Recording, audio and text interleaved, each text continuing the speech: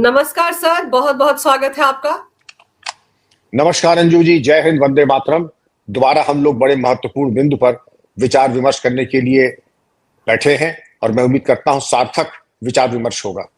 बिल्कुल sir. Sir, एक तरफ आप ये देखिए कि त्योहारों का ही मौसम है, कांवड़ यात्रा शुरू होने वाली है, सावन का महीना शुरू होने वाला है और दूसरी तरफ मुहर्रम का भी वक्त चल रहा है। ऐसे में लखनऊ में मतलब अवैध गन फैक्ट्री का मिलना अपने आप में सर कई सारे सवाल खड़े करता है। अंजू जी, बिल्कुल सही फरमाया आपने। ये बहुत ही चौंकाने वाला एक समाचार आया है। लखनऊ उत्तर प्रदेश की राजधानी, वहां का एक अत्यंत महत्वपूर्ण थाना मलिहाबाद, जिसको थाना माल भी कहते हैं, और थाना मलिहाबाद की ठीक लगभग बताते हैं 100-200 मीटर की दूरी में, ज्यादा लंबा नहीं, 100-200 मीटर की दूरी पर लाला उर्फ सलाउद्दीन, जो कि एक देसी दवा बेचने का काम करते बताया जाता है, लगभग 70 साल उम्र, दो बेटियां, एक बेटी वहीं इंटीग्रल यूनिवर्सिटी में पढ़ती है लखनऊ में, और एक बेटी नॉर्वे में। एक बेटी नॉर्वे में यानी यूरोप में है। तो ऐसे ये बीपीएल वाले नहीं, अच्छे खासे खाते पीते हैं।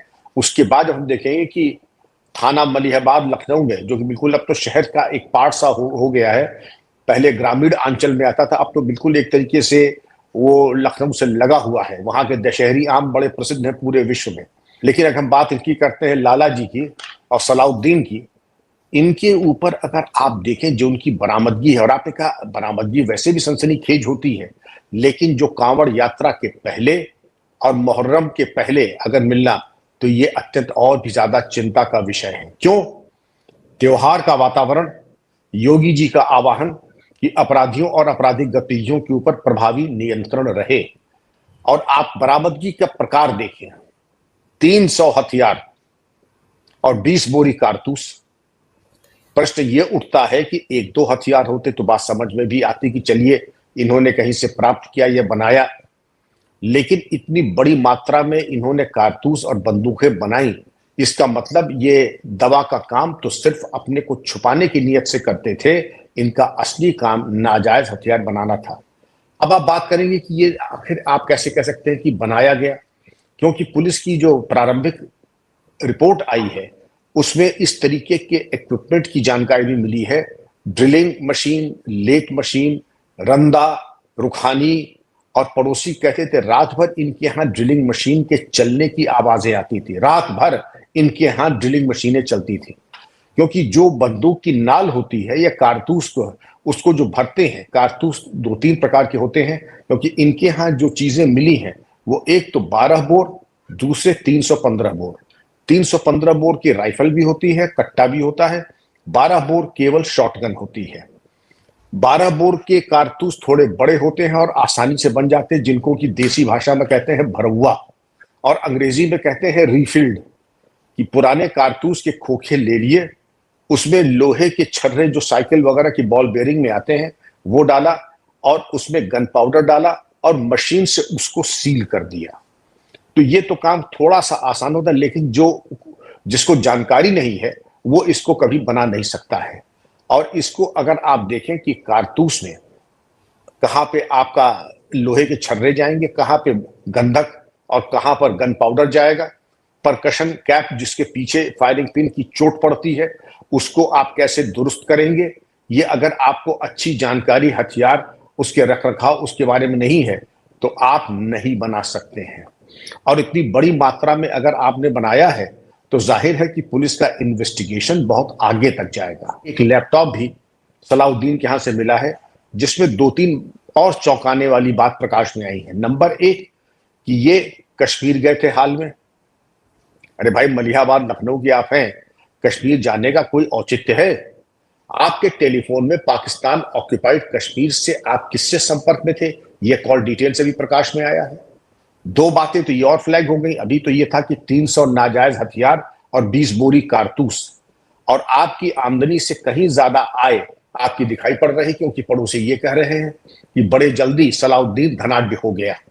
तो उसके धन का जरिया क्या ये नाजायज हथियार थे? जाहिर है कि थे। अब इनकी आप देखें माली हालात, एक छोटे से छोटा घटिया कंट्री मेड पिस्टल, जिसको तमंचा कहते हैं, कंट्री मेड पिस्टल जिसको आप तमंचा कहती हैं, उसकी मार्केट वैल्यू, जिसे मार्केट में कहते हैं ब्लैक का रेट जो है, वो लगभग 20,000 रुपए है। और एक आपकी अगर बंदूक है जिसको एक नाली कह देते हैं या पचफायरा कहते हैं 315 वाली, अभी तो देखने वाली बात है, तो उसका दाम हो जाता है करीब 50,000 रुपया। और 300 हथियार अगर आप मान लीजिए कि इसमें आधे कंट्री मेड पिस्टल है, तो मान लीजिए 150 इंटू 20,000 कितना हुआ। मैं चाहता था कि एक बार इसकी अप्रोक्सीमेट वैल्यू निकालें हथियारों की, कि अगर मान लीजिए एक औसत हथियार की कीमत 25,000 रुपए है और इनके पास से मिले हैं 300, बताइए कितना दाम निकल के आ रहा है? 75 लाख रुपए। एक खेप में 75 लाख, 100 सोनार की, 1 लोहार की। यहां बताइए, मैं 36 साल पुलिस की नौकरी की है मैंने, 3 बार गोली भी लगी है, और मेरे टोटल ड्यूज जीपीएफ वगैरह सब मिलाकर के मुझे मिले थे 76 लाख। और ये हकीम का बच्चा जो है, ये बैठ करके लेथ मशीन और ड्रिल मशीन लगा करके एक एक खेप में 75 लाख रुपए के नोट छाप रहा है। आप अंधेर देख रही हैं। और कारतूस के दाम अभी हमने लगाए नहीं, अभी कारतूस के दाम हमने नहीं लगाए हैं। कारतूस के दाम लगा ले, सस्ते से सस्ता कारतूस भी जो है, जो इस तरीके से बनाया होगा, मान लीजिए रिफिल्ड है या भरा हुआ है 12 बोर का, तो 100 रुपए से कम ब्लैक में उसकी भी, अंडरवर्ल्ड में उसकी कीमत नहीं हो सकती है। अब हम बात करते हैं इसकी 315 बोर के कारतूस की। वो थोड़ा टेक्निकल होता है क्योंकि उसकी बॉडी स्टील की होती है। 12 बोर की बॉडी जो होती है या तो प्लास्टिक की होती है, या पॉलीफाइबर की होती है, या गत्ते की होती है। ज्यादातर इंग्लैंड के जो एली वगैरह के कारतूस होते हैं या काइनॉक के होते हैं, वो होते हैं आपके गत्ते के। लेकिन कई जो ऐसे होते हैं कि जो सेलियर बेलो वगैरह होते हैं, जो चेकोस्लोवाकिया के बने होते हैं, या और सस्ते बद्दे जो होते हैं, वो प्लास्टिक के, पॉलीथीन के बनते हैं।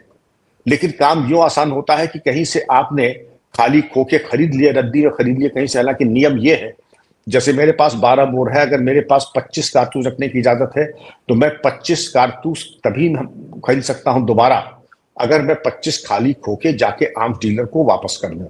क्योंकि अगर मैं वापस नहीं करूंगा तो वो मुझे 25 कारतूस नहीं देगा कि पहले खाली खोखे लाके जमा कीजिए, जिससे कि मालूम पड़े कि आपने पुराने अपने एग्जॉस्ट कर लिए हैं। साल में औसतन ये होता है, एक आदमी को साल में 25 कारतूस की इजाजत होती है, 50 होती है। लेकिन जब हम उसको खर्च कर लेते हैं, चाहे हमने कहीं चलाया या कहीं हम गए और हमने टारगेट प्रैक्टिस की या ट्रैक एंड स्कीट इवेंट में गए, तो हमें वो खाली खोखे वापस करने पड़ते हैं दुकानदार को। दुकानदार उसकी आर्म्स रजिस्टर में एंट्री करता है, तब मुझे नए कारतूस देता है और मेरे लाइसेंस में उसको एंट्री करता है। इनके पास अगर 20 बोरे कारतूस आए, तो सबसे पहले तो ये देखें कि आखिर आपको खाली खोखे इतने मिले कहां से। ये भी एक जांच का विषय है कि खाली खोखे आपको मिले कहां से, ये कौन सप्लाई कर रहा है। अभी आप संभल गई थी, संभल के आपने जब देखा था, तो वहां पर जब पुलिस ने सर्च और कोम्बिंग ऑपरेशन किया, तो वहां पर भी आपको ये अमेरिकन और पाकिस्तानी ऑर्डिनेंस फैक्ट्री के कारतूस के खोखे बरामद हुए थे, याद कीजिएगा। तो अंडरवर्ल्ड में और अंडरग्राउंड ब्लैक में खाली खोखे के असली कारतूस मिल जाते हैं। थोड़ी सी एक बारीकी मैं और समझा दूं आपको। 12 बोर एक मान के चलिए कि तोप की नाल की तरह होती है। यहां कारतूस जब चला तो सारे छर्रे बाहर दूसरी तरफ से निकल के चले जाएंगे और फैलाव के साथ जाएंगे।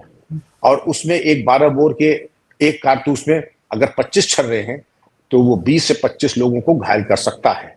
तो आपने जो कहा कि कावड़ का मेला चल रहा है, मुहर्रम चल रहा है, ऐसे तमाम जलसे आने वाले हैं, उसमें अगर ये भयावह स्थिति थी कि 30 बोरे और आपके 300 हथियार अगर ये कारतूस हैं, तो क्या भयावह स्थिति उत्पन्न कर सकते थे। तो जो खरीदार है, जिसने इतना बड़ा ऑर्डर दिया, जानता था सलाउद्दीन के पास ये काबिलियत है कि वो ठीक ठाक बंदूक, ठीक ठाक उसमें ग्रूविंग करके, ठीक ठाक उसमें राइफलिंग करेगा, जिससे कि गोली की मार सीधे होगी। वरना कोई इतनी बड़ी रकम 300 हथियारों के लिए कभी नहीं देगा, जब तक कि उसकी जो मशीन बरामद हुई है उससे ये पता लगेगा कि कैसी मशीनें हैं, ड्रिलिंग मशीनें हैं, लेथ मशीनें हैं, और नाल के अंदर जो ग्रूव काटे हैं, क्या वो ग्रूव सही काटे हैं। और ग्रूव अगर सही नहीं काट सकता है तो उसकी खरीदारी नहीं होगा। कि ये तो लुक हियर सी देयर, कहीं पे निगाहें, कहीं पे निशाना हो रहा है, आप एम कहीं लगा रहे हैं, गोली कहीं लग रही है। 300 हथियारों का मिलना इस बात का प्रमाणित है कि ये एस्टैब्लिश्ड गनस्मिथ है। कारतूस 20 बोरे मिलना, इसका मतलब ये जानकार आदमी है। अब लैपटॉप को खंगालना, और जहां जहां इसने फोन किए हैं, इसकी माली हालात अगर एकदम से सुधरे, जैसे बताया जाता है कि 3 साल में तो ये माला माल हो गया है, इन तमाम चीजों के मद्देनजर अंजू जी इन्वेस्टिगेशन को आगे बढ़ाना होगा। जी पर सर ये अगर ये कश्मीर तक गया और पाकिस्तान ऑक्यूपाइड कश्मीर के लोगों से भी इसके कनेक्शन है और मलिहाबाद से कश्मीर जा रहा है, श्रीनगर जा रहा है सर, तो आपको लगता है कि हथियारों की सप्लाई कहीं और भी कर रहा था? क्योंकि सवाल तो ये कि इतने सारे हथियार बना किसके लिए रहा था, कहां कहां तबाही मचाने का इरादा था, क्या कांवड़ यात्रा इसके टारगेट पर थी? देखिए, नाजायज हथियार की डिमांड तो हर जगह है, लेकिन कश्मीर में वैसे भी फैक्ट्री मेड वेपन्स की या बहुत ही उच्च कोटि के हथियारों की भरपाई हो सकती है, वहां पर इसकी लो कैटेगरी वेपन्स की नहीं। मुझे क्या लगता है कि जो इलेक्शन आने वाले हैं बिहार आदि में, वहां के लिए इन्होंने मार्केट तैयार की होगी। अगर आप देखें, बड़ी सूझबूझ से इन्होंने कंट्री मेड वेपन, क्योंकि जो हथियार कश्मीर में बरामद होते हैं वहां पर बहुत ज्यादा कंट्री मेड वेपन्स बरामद नहीं होते हैं, लेकिन हथियार की सप्लाई कश्मीर एक कॉन्डुइट है। भले ही वो इस्तेमाल न करता हो, लेकिन कॉन्डुइट कश्मीर जरूर है। जैसे रामपुर खुद इस्तेमाल नहीं करता है, लेकिन रामपुर जिला उत्तर प्रदेश का कॉन्डुइट है। मुंगेर बिहार में एक कॉन्डुइट है। क्यों है? ऐतिहासिक परिवेश में रामपुर में नवाब रामपुर के जो गनस्मिथ्स थे, रियासतें खत्म होने के बाद वहां पर उनके गनस्मिथ्स आज भी उनमें इतनी काबिलियत है कि वो अगर आप उनको दुनिया का कोई हथियार दे दें, कोई हथियार दुनिया का दे दें, वो उसका डुप्लीकेट ऐसा बना देंगे कि अच्छे से अच्छा पहचान नहीं पाएगा कि इसमें असली कौन सा है, नकली कौन सा है। यही बात मुंगेर में भी आती है। वहां पर परंपरागत तरीके से ही नकली हथियार, नाजायज हथियार बनाने की इंडस्ट्री चल रही है और आज भी चल रही है। और वहां पर भी यही कि अच्छे से अच्छा हथियार दुनिया का AK-47 दे दीजिए, वो डुप्लीकेट ऐसा बना देंगे कि बड़े बड़े गनस्मिथ नहीं समझ पाएंगे। बस अक्सर ये होता है कि गलती, छोटी छोटी गलती कर जाते हैं। जैसे एक साहब ने किया था कि वेबली स्कॉट की नकल बनाई क्योंकि हुजूर पहचान ले इसमें असली कौन सा नकली कौन सा। बस उन्होंने गलती ये कर दी थी, मेड इन इंग्लैंड कर दिया था। बस वही पकड़ गया कि इंग्लैंड किस जगह, उन्होंने मेड ANGLAND लिख दिया था, मेड इन इंग्लैंड। बस हमने कहा यही है उस्ताद, तुमने लिखा तो बहुत अच्छा, लेकिन इंग्लैंड की स्पेलिंग तुमने गलत लिखी।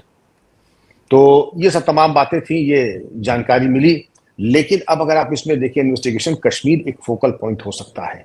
और डिमांड और सप्लाई का लॉ ये कहता है कि आसानी से आप अगर ये देखें कि 20 बोरी कारतूस बनाने में कितना समय, इनके पास कोई मशीन तो है नहीं, कोई कन्वेयर बेल्ट तो है नहीं, कोई सप्लाई चेन तो है नहीं।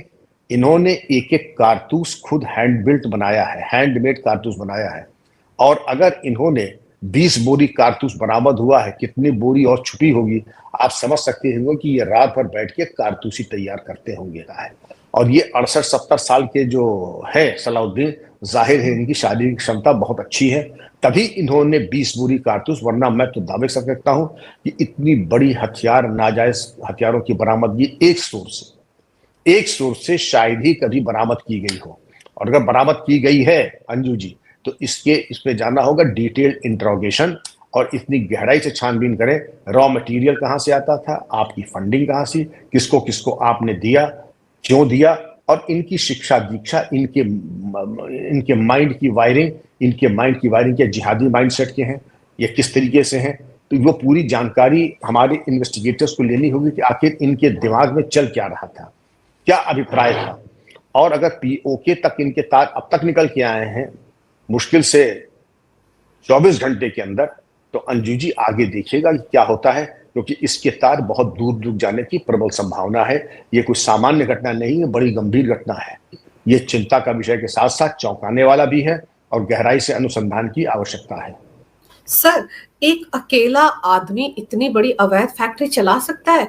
उसके और भी तो लोग होंगे सर, कोई ना कोई इसको ठेका देने आता होगा सर, कोई ना कोई राजनीतिक संरक्षण भी आपको इसमें दिखता है? क्योंकि अकेला ही सलाउद्दीन जो हकीम बताया जाता है, ये सब कुछ कर सकता है सर? बहुत अच्छा सवाल है। एक 70 साल का आदमी सामान्यतः अंजू जी नहीं कर सकता है। एक अकेला 70 साल का आदमी सामान्यतः नहीं कर सकता है। अब पड़ोसियों के बयान पे आते हैं कि रात भर इनके यहाँ ड्रिलिंग मशीनें चलती थी, रात भर इनके यहाँ ठोक पीट की आवाजें आती थी। तो अगर था कि अगर 70 साल का आदमी कितने दिन रात जग करके ये तैयार करेगा और कितनी रात जगेगा, सवाल ये उठता है कि 1-2 हथियार थे नहीं, 300 हथियार तो अब तक बरामद कर लिए, 20 बोरे।